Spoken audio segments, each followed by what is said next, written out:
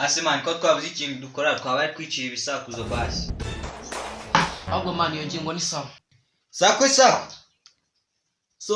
Sogokuru aryoha bose. Umunigo sha.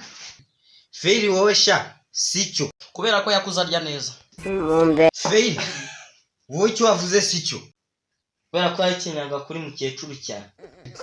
Feili Kabarijije. Iwacu nta muntu wigeze yiyahure. Iwanyu bariyahuye.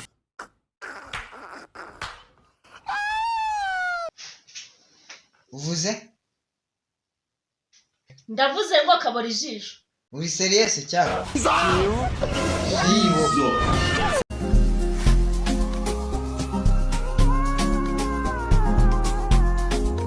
Okay, murakoze gutsindwa igisubizo yari umuneke.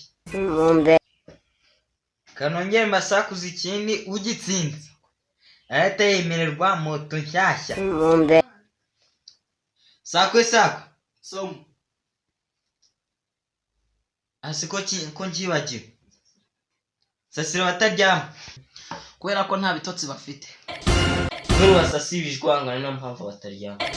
Ubutanu basasira matera bazaryama. Karyame mu misumari. Cyakoze ndabona abo dusakuzanya. Cyakoze abo dusakuzanya ndabona ari ibyo muratari ibyororo.